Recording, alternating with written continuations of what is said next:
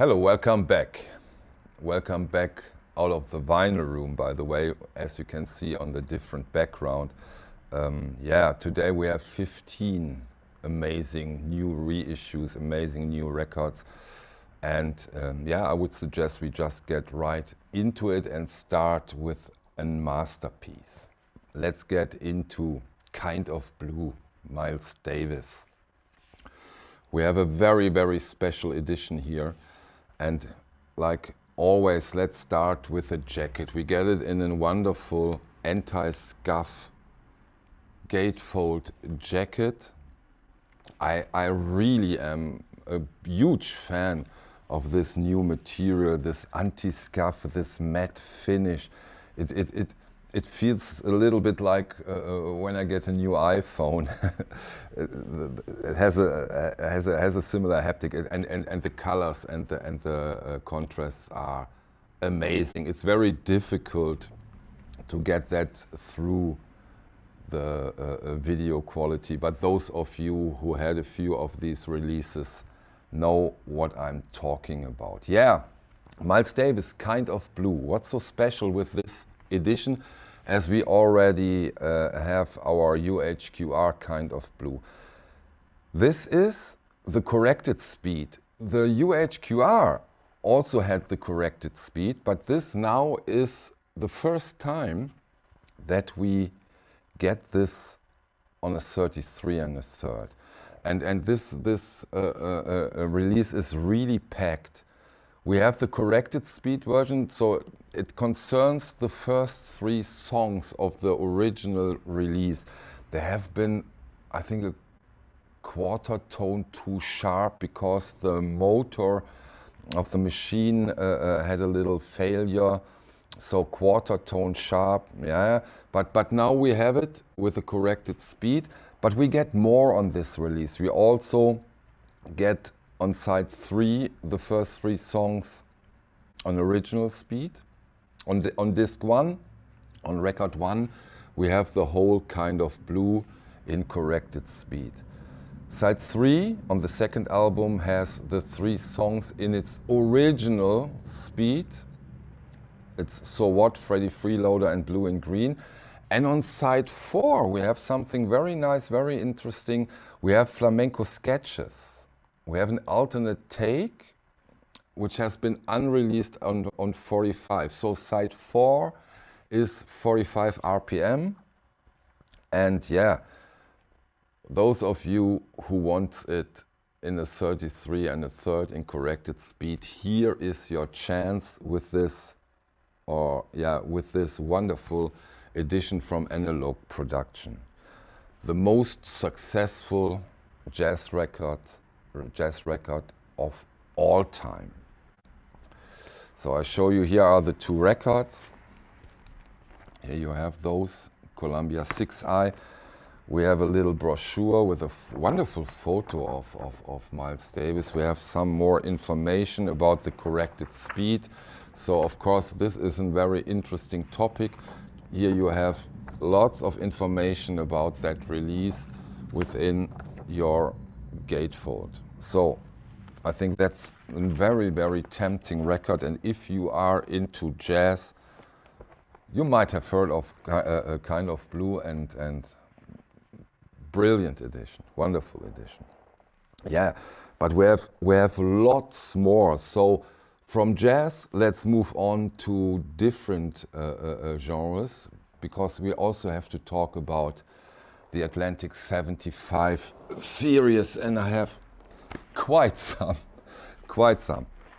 We haven't talked about yet. I have the 2 very fresh, the 2 new ones, and first we have The Genius Sings the Blues, Ray Charles. And correct me if I'm wrong, this is the 3rd Ray Charles installation in the Atlantic 75 series.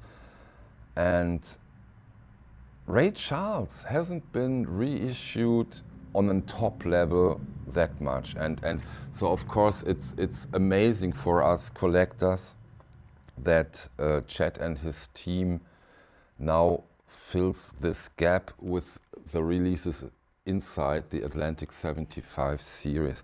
This record is from 1961 and also got, of course, a very sturdy, beautiful Stoughton jacket. You know, that's really interesting for me to see. In a way, you get used to this when you get your package and have the weight. But for a lot of people who haven't seen those and haven't touched those, this is really impressive when they, for the first time, see, this is an Atlantic 75, take it. And they say, wow, wow, that's sturdy, that's heavy, wow, that's a piece. And yeah, it's a wonderful series, and the way they do it nowadays with those wonderful gatefolds really adds a lot in general to this. Here you can see the label, and yeah, Ray Charles is of course amongst the highlights when it comes to the Atlantic 75 series. The second record that came out this month, we only, I get into it a little after I showed that record, we got only 2 this time. Sometimes in the most cases we got 3 editions per month. And it's, yeah, amongst the best-selling artists, and it's Foreigner, Head Games. Crazy cover with that title. Crazy. But an amazing rock record. And Foreigner is so successful and has been so successful that this is really one of the highlights, for me a surprising highlight within the series. I would not have expected them to be that popular, but when you get into the releases that are out there, I think this is the 4th installment of Foreigner in the Atlantic 75. Those records benefit so much from the 45 RPM format that it's really worth getting up a little more. And by the way, your doctor will compliment on you if you do that. Here you can see the label, Foreigner, 2nd installment this month in the Atlantic 75.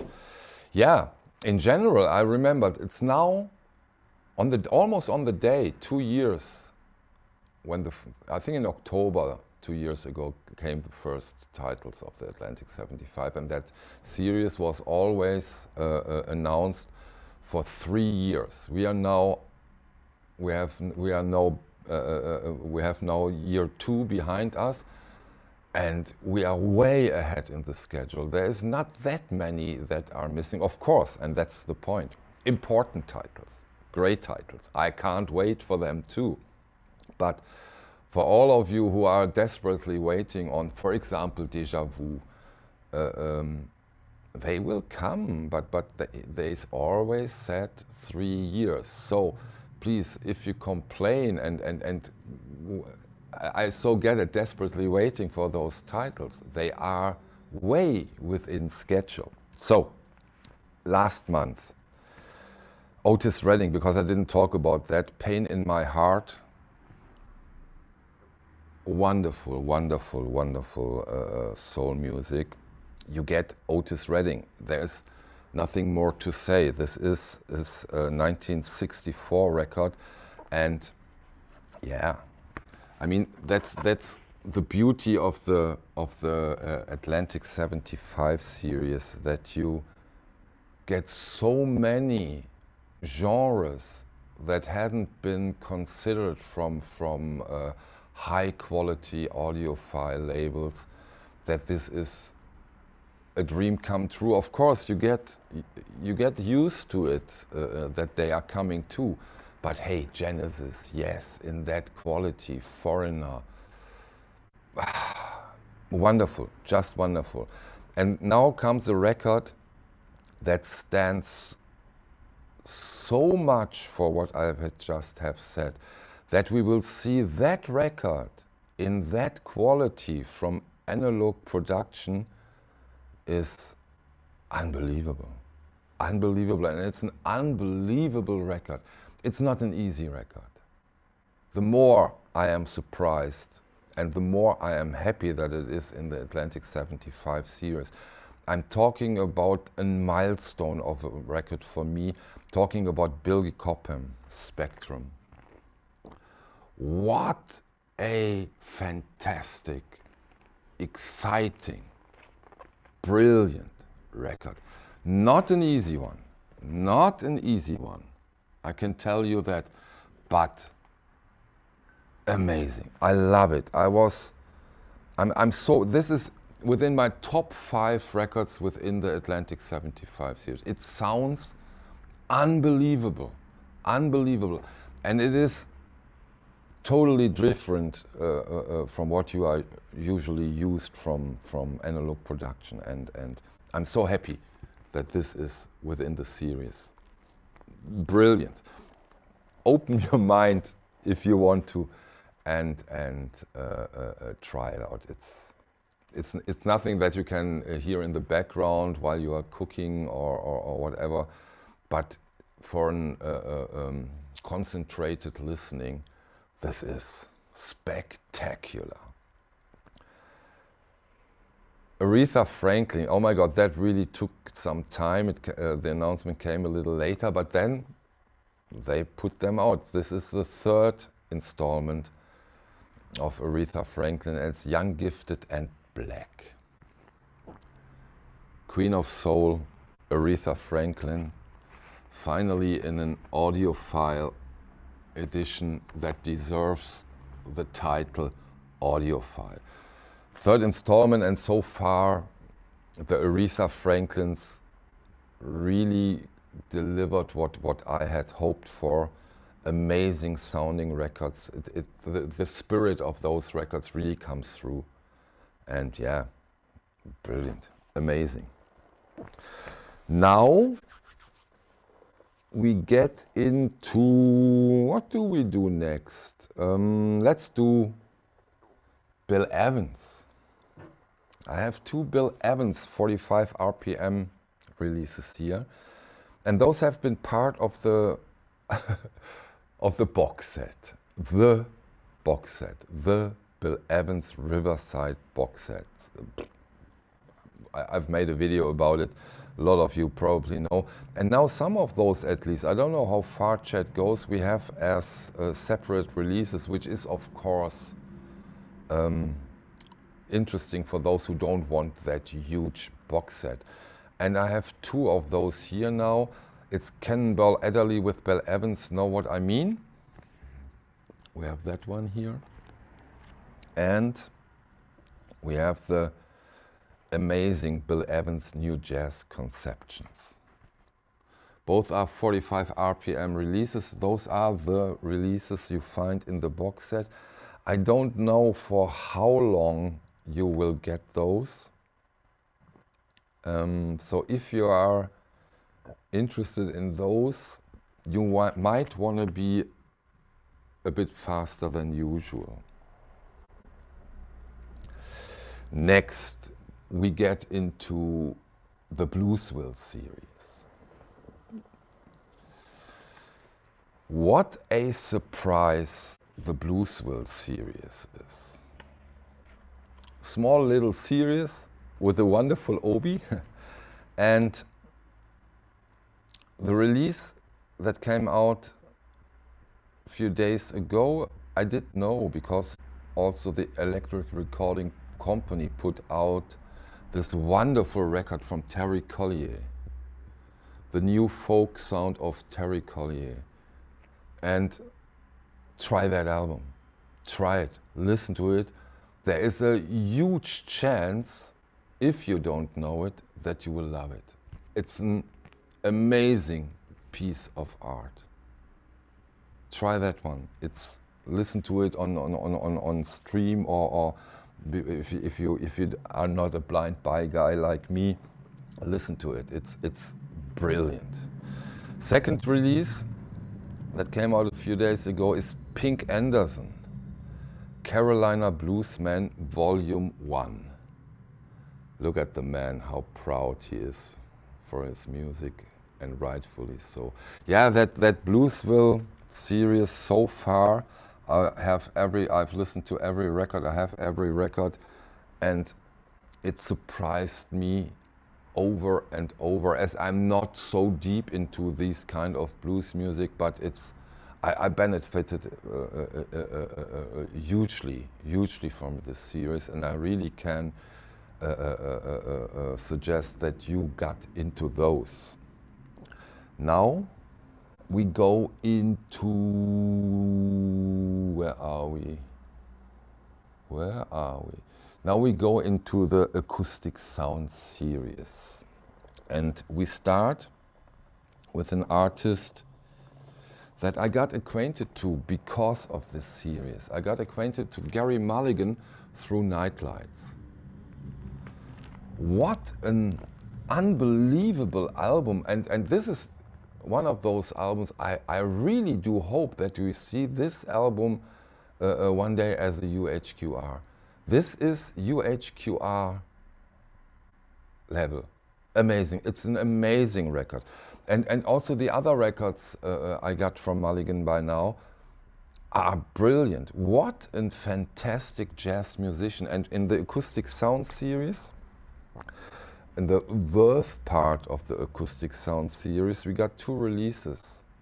We got Gerry Mulligan meets Johnny Hodges, and we got Getz meets Mulligan in hi-fi. So Stan Getz and Mulligan, again in this shiny, glossy, beautiful jackets. Really cool stuff again.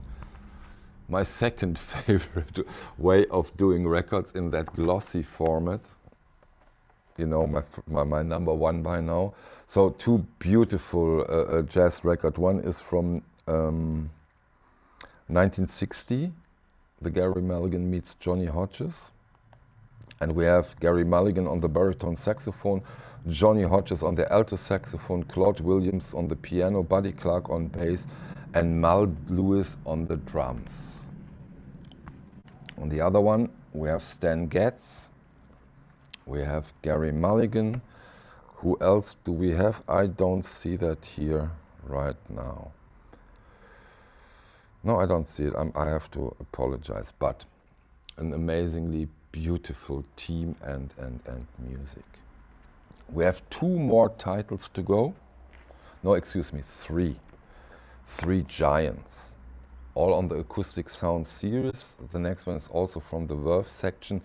And what I said about Gerry Mulligan, I can say about Ben Webster too. And we finally get another release of him called King of the Tenors. Originally, the album came out in, let me see, 1967. Of course, we get it in a beautiful gatefold jacket with those session photos. And I look for the personnel. I don't see it here either. So Ben Webster is on it. Oh, the next one is extremely exciting, very exciting record, because we are talking here of Muddy Waters, the best of, and this is on the new chess part of the Acoustic Sound series. Muddy Waters, the best of. We also have that kind of release in the gatefold jacket, and you know, there are not that many audiophile reissues of Muddy Waters.